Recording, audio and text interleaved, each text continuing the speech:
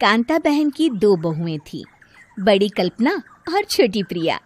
कल्पना का जैसा नाम वैसा ही काम। सारा दिन कल्पनाओं में रहती, ना कोई काम करती न कोई धाम। अरे कल्पना बहू, जरा अच्छी सी चटनी पीस दे, आज कुछ मजेदार खाने का मन है।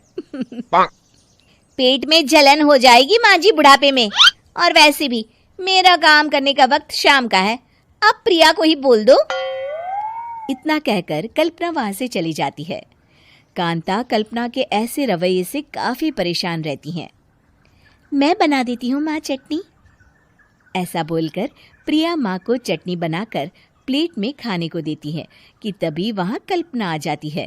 अरे वाह चटनी, जरा चक्कर तो देखूं, बड़े दिन हो गए। अरे नहीं बहू, तू तो रहने ही दे चटनी खाना, पेट में जलन हो जाएगी।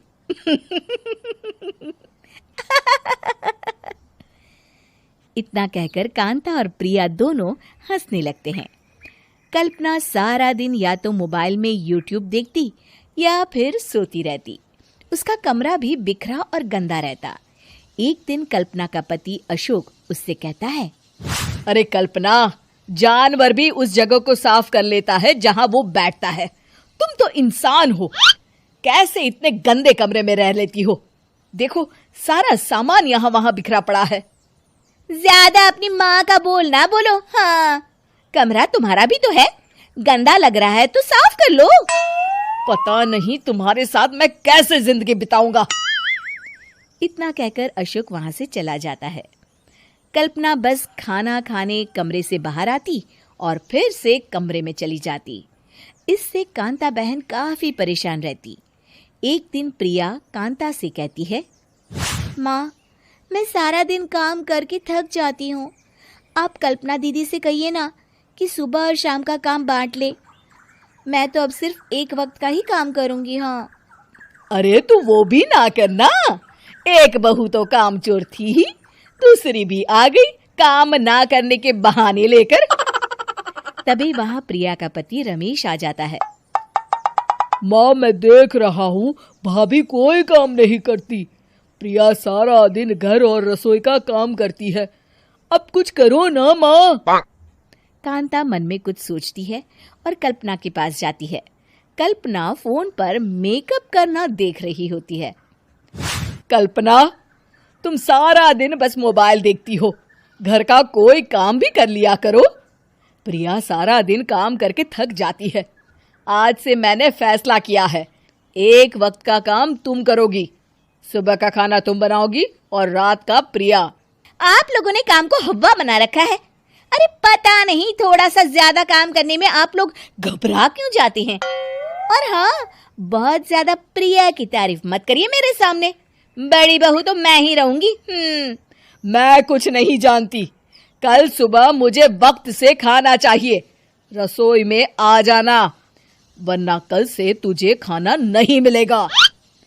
अगली सुबह कल्पना रसोई में नहीं आती है। वो देर से सोकर उठती है और बाहर आकर कहती है, अरे भूख लगी है, आज खाने में क्या है? इतनी देर हो गई, आज किसी ने मुझे उठाया भी नहीं, पता नहीं कहाँ है सब। कल्पना को घर में कोई नहीं दिखता। वो रसोई की तरफ जाती है जहां बड़ा सा ताला लगा होता है। अरे रसोई में ताला? ओ, मैं तो भूल ही गई थी, माँ ने आज से सुबह का खाना मुझे बनाने को कहा था।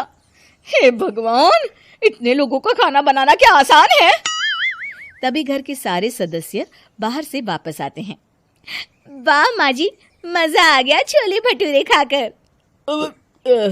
मेरे मुंह में तो अभी भी स्वाद आ रहा है। अरे कल्पना, तेरे भरोसे रहते तो हम तो भूखे ही रह जाते। कल्पना को बहुत गुस्सा आ जाता है। अब बहुत हो गया, आज से मैं अपनी रसोई अलग कर रही हूँ, मैं अपना खाना खुद बना लिया करूंगी। कल्पना अपनी रसोई अलग कर लेती है, पर आए दिन उसका देर से उठना और काम न करने की आदत से वो भूखी ही रह जाती थी। उसी के सामने घर के लोग अच्छे अच्छे पकवान खाते और कामचोर कल्पना को जैसे तैसे ही खाना बनाकर खाना पड़ता। पर एक दिन तो हद ही हो गई। माँ, दीदी आज सुबह से कमरे से बाहर नहीं निकली, हमें जाकर देखना चाहिए। सो रही होगी कामचोर कहीं की, पर तुम कहती हो तो चलो देख लेते हैं उसे। कल्पना कमरे में पेट पकड़कर बैठी होती है। हाय मेरा दर्द, पेट दर्द के मारे मर रही हूँ मैं।